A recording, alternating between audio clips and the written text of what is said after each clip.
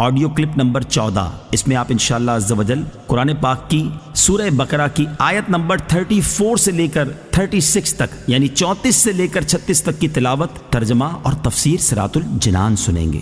بسم اللہ الرحمن الرحیم۔ ترجمہ: اللہ کے نام سے شروع جو نہایت مہربان رحمت والا ہے۔ وَإِذْ قُلْنَا لِلْمَلَائِكَةِ اسْجُدُوا لِآدَمَ فَسَجَدُوا إِلَّا إِبْلِيسَ أَبَى وَاسْتَكْبَرَ وَكَانَ مِنَ الْكَافِرِينَ۔ ترجمہ: اور یاد کرو جب ہم نے فرشتوں کو حکم دیا کہ آدم کو سجدہ کرو تو ابلیس کے علاوہ سب نے سجدہ کیا، اس نے انکار کیا اور تکبر کیا اور کافر ہو گیا۔ اسجدوا لآدم، آدم کو سجدہ کرو۔ تفسیر صراط الجنان میں ہے اللہ تعالیٰ نے حضرت آدم علیہ السلام کو تمام موجودات کا نمونہ اور عالم روحانی اور جسمانی کا مجموعہ بنایا اور فرشتوں کے لیے حصول کمالات کا وسیلہ بنایا، تو انہیں حکم فرمایا کہ حضرت آدم علیہ السلام کو سجدہ کریں، کیونکہ اس میں حضرت آدم علیہ السلام کی فضیلت کا اعتراف اور اپنے مقولہ اتجعل فیہا کی معذرت بھی ہے۔ بہرحال تمام فرشتوں کو سجدے کا حکم دیا گیا اور ملائکہ مقربین سمیت تمام فرشتوں نے سجدہ کیا، لیکن شیطان نے سجدہ کرنے سے انکار کر دیا اور تکبر کے طور پر یہ سمجھتا رہا کہ وہ حضرت آدم علیہ السلام سے افضل ہے اور اس جیسے انتہائی عبادت گزار فرشتوں کے استاد اور مقرب بارگاہ الہی کو سجدے کا حکم دینا حکمت کے خلاف ہے۔ اپنے اس باطل عقیدے، حکم الہی سے انکار اور تعظیم نبی سے تکبر کی وجہ سے وہ کافر ہو گیا۔ حضرت آدم علیہ السلام اور ابلیس کا واقعہ قرآن پاک کی 7 سورتوں میں بیان کیا گیا ہے۔ سجدہ سے متعلق چند شرعی احکام، اس آیت میں سجدے کا ذکر ہے، اس مناسبت سے یہاں سجدے سے متعلق چند احکام بیان کیے جاتے ہیں۔ سجدے کی 2 قسمیں ہیں، عبادت کا سجدہ، تعظیم کا سجدہ۔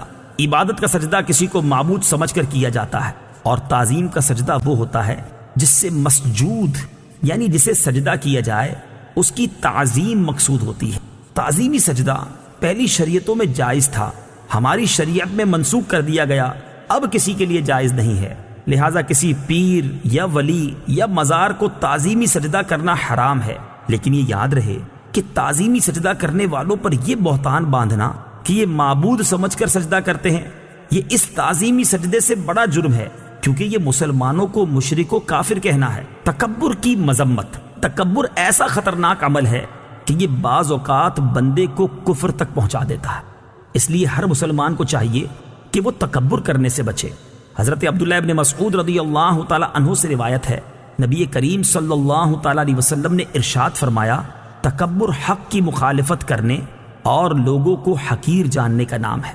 حضرت عبداللہ ابن مسعود رضی اللہ تعالی عنہ سے روایت ہے، حضور اقدس صلی اللہ تعالی علیہ وسلم نے ارشاد فرمایا، تکبر سے بچتے رہو، کیونکہ اسی تکبر نے شیطان کو اس بات پر ابھارا تھا کہ وہ حضرت آدم علیہ السلام کو سجدہ نہ کرے۔ وَقُلْنَا يَا آدَمُ اسْكُنْ أَنْتَ وَزَوْجُكَ الْجَنَّةَ وَكُلَا مِنْهَا رَغَدًا حَيْثُ شِئْتُمَا وَلَا تَقْرَبَا هَٰذِهِ الشَّجَرَةَ فَتَكُونَا مِنَ الظَّالِمِينَ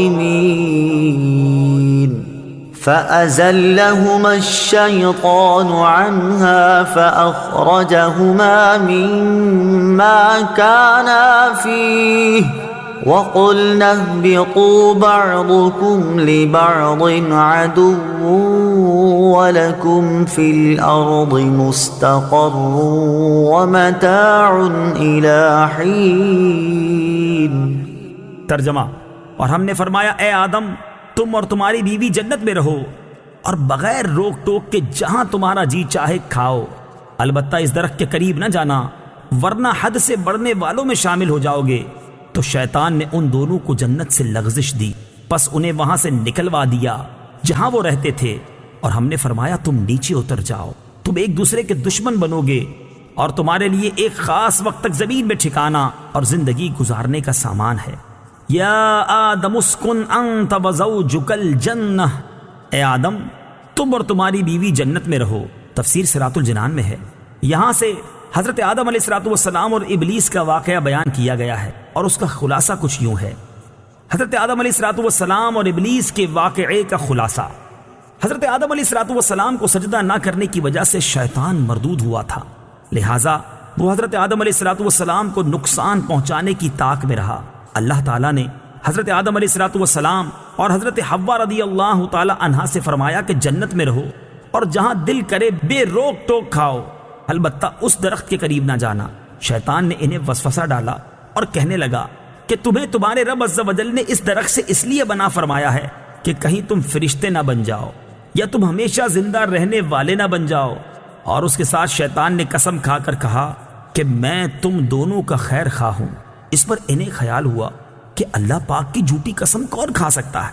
اس خیال سے حضرت حوا رضی اللہ تعالی عنہا نے اس میں سے کچھ کھایا، پھر حضرت آدم علیہ الصلوۃ والسلام کو دیا تو انہوں نے بھی کھا لیا، اور یہ خیال کیا کہ اللہ تعالیٰ کی ممانعت تحریمی نہ تھی بلکہ تنزیہی تھی، یعنی حرام قرار دینے کے لیے نہ تھی بلکہ ایک ناپسندیدگی کا اظہار تھا۔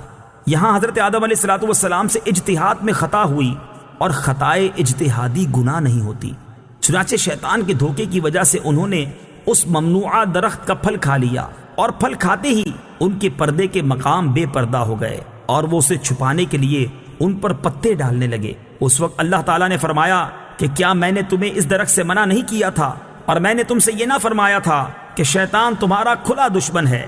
اس کے بعد حکم الہی ہوا کہ تم زمین پر اتر جاؤ، اب تمہاری اولاد آپس میں ایک دوسرے کی دشمن ہوگی، اور تم ایک خاص وقت تک زمین میں رہو گے۔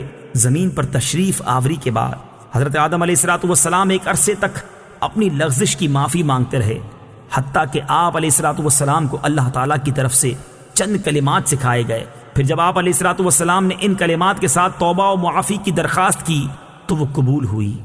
ایک اہم مسئلہ یہاں ایک اہم مسئلہ یاد رکھنا ضروری ہے، کیونکہ آج کل بے باکی کا دور ہے اور جس کا جو جی چاہتا ہے بول دیتا ہے، یہاں تک کہ مذہبی معاملات میں اور اہم عقائد میں بھی زبان کی بے احتیاطیاں شمار سے باہر ہیں۔